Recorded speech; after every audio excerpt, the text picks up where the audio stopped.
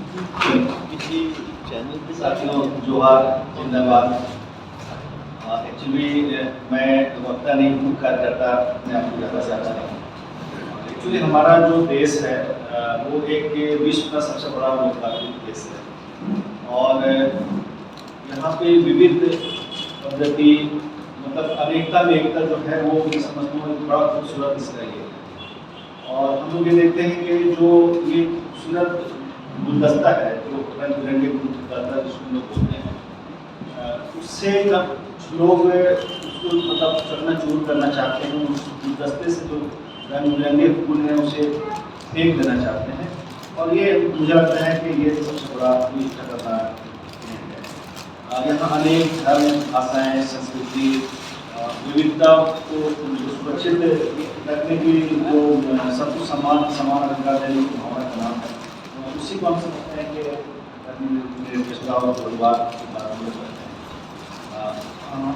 मुझे लगता है कि जब हम लोग छोटे थे, मैं अपने कोयलांचल की बात करता हूँ जहाँ मैं रहता हूँ, वहाँ पे कोयरी है, क्वार्टर है, वहाँ हिंदू भी हैं, मुस्लिम भी हैं। और मैं अपने इलाके में मैं सरस्वती पूजा का कमेटी का भी सेक्रेटरी हुआ करता था, मैं दुर्गा पूजा जब होता था उसके कमेटी के लिए मेंबर हुआ करता था। लेकिन वर्तमान समय में अगर हम देखते हैं तो अभी हमने दुर्गा पूजा के समय में देखा कि अगर आप मुस्लिम हैं तो डांडिया खेलने के लिए नहीं जाएंगे, अगर आप मुस्लिम हैं तो मतलब दुर्गा पूजा पंडाल के अंदर नहीं जाएंगे।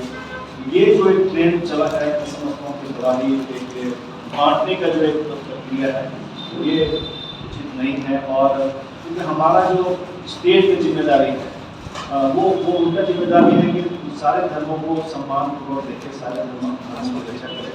तो मुझे लगता है कि उस तरह से हम लोग पास नहीं दे पा रहे हैं। हमारे संविधान में भी 25 से लेकर 30 तक जो आर्टिकल में दिया गया है कि हर धर्म को अपने अपने तरीके से जीने, अपने पूजा पद्धति को अपनाने का एक आर्टिकल में कानून दिया हुआ है। लेकिन हम लोग अभी ये महसूस करते हैं कि कुछ इलाकों में देखते हैं, खासकर उत्तर प्रदेश और कई राज्यों में देखने को मिलता है कि अब तो अजान देने पे भी पाबंदी लगाई जा रही है। तो ये जो हो रहा है मुझे लगता है कि ये एक धर्मनिरपेक्ष देश के लिए मुझे लगता है उचित नहीं है। बहुलवाद का जो अर्थ है वो अनेकता का सम्मान। भारत में यह परंपरा हजारों वर्षों से चली आ रही है। यहाँ जैन, बौद्ध, पारसी हो, मुस्लिम हो, सिख हो, आदिवासी हो, सारे लोग यहाँ भी इस तरह से यहाँ अपना अस्तित्व का अनुभव करते हैं। कोई टकराव की बात नहीं होती है। लेकिन हम ये भी महसूस करते हैं कि आए दिन कहीं ना कहीं किसी न किसी जगह के टकराव की स्थिति उत्पन्न की जा रही है और लगातार दंगे फसाद ये लगातार होता जा रहा है। अल्पसंख्यक जो अभी हम लोग महसूस कर रहे हैं, जो अल्पसंख्यक खासकर मुस्लिम समाज की अगर मैं बात करूँ उसमें ईसाई समुदाय भी आते हैं, उनकी सुरक्षा एक बड़ी जिम्मेदारी जो है संविधान और समाज की जो जिम्मेदारी होती है अल्पसंख्यक समुदाय की रक्षा वो अभी हो नहीं पा रहा है। ये किसी भी लोकतंत्र की मजबूती का एक मापदंड यही होता है, वो अपने सबसे कमजोर या अल्पसंख्यक समुदाय की सुरक्षा कर पाता है। भारत में अल्पसंख्यक समुदाय को शिक्षा, संस्कृति, भाषा और धार्मिक अधिकारों की सुरक्षा के लिए विशेष संवैधानिक संरक्षण दिया गया है। उसका भी अभी जो हम लोग देख रहे हैं कि कहीं ना कहीं वो मतलब हो नहीं पा रहा है। अगर हम बात करें मुस्लिम समाज में एजुकेशन की तो यूपी गवर्नमेंट ने जो स्टार्ट किया था चर्चा कमेटी की रिपोर्ट आने के बाद माइनॉरिटी स्कॉलरशिप की मैं बात कर रहा हूँ, pre matric post matric pre matric course केंद्र सरकार कार्य मंत्रालय भारत सरकार ने बंद कर दिया और ये क्या बंद किया कि हम शिक्षा अधिकार अधिनियम के तहत में बच्चों को शिक्षा देते हैं। तो हम माइनॉरिटी स्टूडेंट को या मुस्लिम सिख ईसाई बौद्ध जैन पारसी के बच्चों को ऑन 8 हम अब स्कॉलरशिप नहीं देंगे। अब उसका आप देखेंगे कितने बच्चे सरकारी स्कूल में पढ़ते हैं और कितने बच्चे प्राइवेट स्कूल में पढ़ते हैं। तो ये जो चलन चला आ रहा है मुझे लगता है कि सरकार को इस पर भी ये सोचना चाहिए। ये और हम लोग देख रहे हैं कि जो अल्पसंख्यक समुदाय पर जो हमले पड़े हैं, खासकर 2014 के बाद मॉब लिंचिंग की जो घटनाएं बढ़ी हैं, ये तो पहले हम लोग शुरुआत देखें कि यूपी में या दूसरे राज्यों में लेकिन 2017 से झारखंड में इसे देखने को मिला। और उसकी पहले अगर बात करूँ तो लातेहार में मजलूम अंसारी विराजना को रिलीज किया गया, जो जानवर का व्यापार करते थे।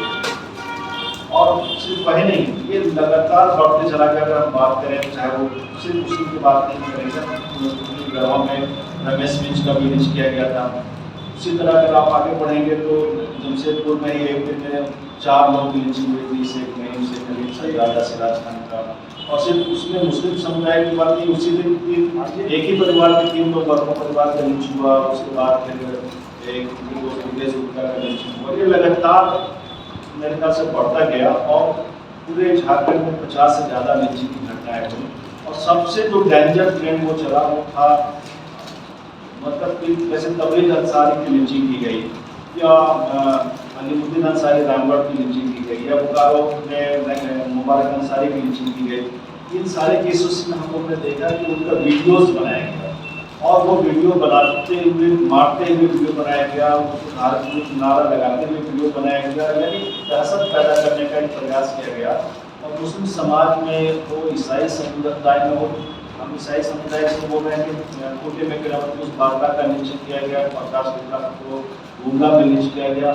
तो ये जो ट्रेंड चला वीडियो बना करके और उसके बाद पूरा सर्कुलेट करके एक डर पैदा करना, मुझे लगता है कि धार्मिक धर्मनिरपेक्ष देश के लिए उचित नहीं है।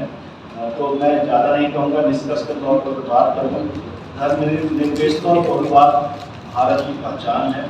ये केवल विचार नहीं है, बल्कि यह जीवन मूल्य है जिनमें हमारी एकता और लोकतंत्र की जड़ें पोषित होती हैं। अल्पसंख्यकों की सुरक्षा केवल संवैधानिक मानवीय कर्तव्य है। और जब हम नागरिक ये मतलब हम जब ये समझेंगे कि दूसरों के अधिकार की रक्षा करें, तभी मैं समझता हूँ कि हमारा देश जो धर्मनिरपेक्षता अपने आप की है, फैलाया जाता है, वो उसको पूरी कर पाएंगे।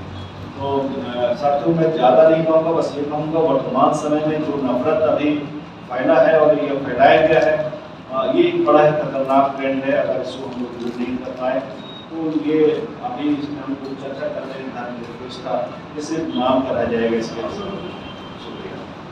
वक्फ अमेंडमेंट कानून जो आया है उस पर अगर हम बात करें तो वक्फ अमेंडमेंट कानून ये वक्फ है क्या? एक्चुअली हम अपने प्रॉपर्टी को दान करते हैं, और दान करके वो हम लिखते हैं कि ये हॉस्पिटल के लिए होगा, ये मस्जिद के लिए होगा, ये मदरसे के लिए होगा, ये स्कूल के लिए होगा, ये कॉलेज के लिए होगा। तो वह प्रॉपर्टी हम लोग उसको लिखित में कर देते हैं। वो उसका नेचर नहीं बदल सकता, वो जिस पर्पज से दिया गया है उसी पर्पज से रहता है। अब सरकार जो कानून लाई है, कानून ला करके ये बताया जा रहा है कि अगर आपका रजिस्ट्रेशन नहीं होगा या आपका डॉक्यूमेंटेशन नहीं होगा तो वो जैसा ये डर फैला हुआ है मुस्लिम समाज में कि सरकार उसको अपने कब्जे में ले लेगी, अपना हैंडओवर कर लेगी। तो सवाल ये उठ रहा है कि अगर जिसके पास में जो हजारों सालों से कब्रिस्तान चला रहा है, हजारों सालों से मस्जिद जो उसमें नमाज पढ़ते आ रहे हैं, उसका क्या होगा? क्या वो सरकार उसको अपने कब्जे में ले लेगी?